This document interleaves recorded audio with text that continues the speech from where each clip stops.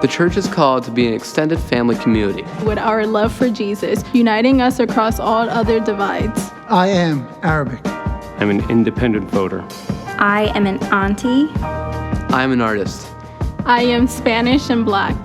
I am a voice of NC4. We hope that listening to the individual stories and voices of our own family members can build bridges of empathy, leading to a shared identity and gospel reconciliation. In this noisy world, thank you for listening.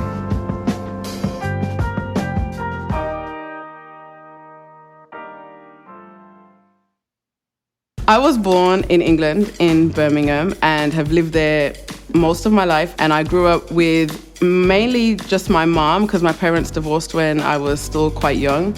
And we grew up in an area called Handsworth, which for most people is like the area that you don't want to live in, the area you don't want to go to. But to me, it's home. It's where I've known everything my whole life. I started dancing when I was about 9 years old. It was my first time doing anything creative outside of stuff that I had just been doing at home by myself. Dance has been such an integral part of my life. I did ballet for quite some time. I did tap for quite some time, some contemporary dance, of course, street dance, and just have been learning and training to be a teacher, the whole time too. So it's a wide range, but my primary style is ballroom, and I think that surprises people a lot. I'm inspired by things that are different or unique. I naturally take a draw to things that are not your everyday or don't look like something familiar. That thing throughout my life, like I've always felt like I have a friend that does ballroom dancing. How random is that? Like I feel like I'm a reflection of that, so I'm naturally drawn to those kinds of things. So my family now consists of me and Ian and Nia and Aston, of course. And yes, I do want another dog, crazy lady. Can I steal Josephine's line? I am a domestic goddess. Oh.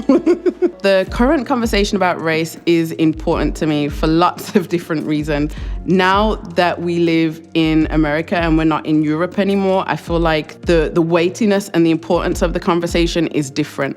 And not necessarily the way in which I would teach what it means to be Black to my children, which I'm gonna have to do, but more about the way that they're going to experience life, because I feel like their life experiences here in the US are going to be a lot different than what they would be if we were in the UK or still in other parts of Europe. When I'm in Europe and I'm doing things that, even though things have happened to me in Europe that are race related, I just feel like my experience, for example, towards police or to being in any kind of situation where someone might be negative towards me, I don't fear for my life. Like, I feel like I can be in a racially tense situation in Europe and know that I'm going to walk out of that situation alive. Whereas here, I may be thinking, I might not make this out alive. It's one of the things that I even have feared, like with my kids. Like, I don't know if this is a boy or a girl yet. If it's a boy, if we're having to raise a boy in America, in the tension of the situation that, the country's in right now as far as race goes, that weighs really heavily on me. Growing up in the area that I grew in, where it was super diverse, super multicultural, I didn't feel like I had any of those experiences. Like if you were white in my area, you were the minority.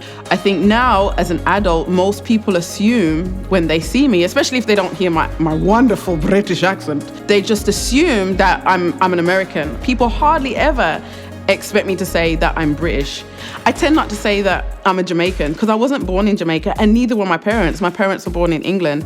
I almost always say I'm British and I have Jamaican heritage. And my Jamaican heritage has played such a large part and such a big role in my life in terms of the kinds of foods I like, things that I say and the way I express myself. I get the cool privilege of being able to decide, do I respond to this person with my Jamaican self or my British self? And Ian and I was having this conversation the other day. We were talking about the house that we just bought. So we were viewing the house and the alarm was going off. So the owner needed to come back to switch the alarm off. And he was downstairs and we were upstairs viewing. And he was talking to us. Ian looked over the balcony to talk to the owner and I kept back. And he was like, yeah, I noticed you didn't look over the top. Why not? I was like, well, he doesn't need to see my face. And in my mind, it was just that if I show my face, he may see me and not want me to live in his house. And it wasn't something that I was thinking about intentionally. It's just something that I naturally did. Living in Prague, I would oftentimes see people react a certain way to me while getting on the tram. My instinct when I get on the tram is to sit next to the window. It's easier for someone to sit here. But I have oftentimes been on trams where it's been really full and I've sat next to the window and no one sits next to me. One of my friends, she's a white lady, she's Slovak, her husband is Black Jamaican.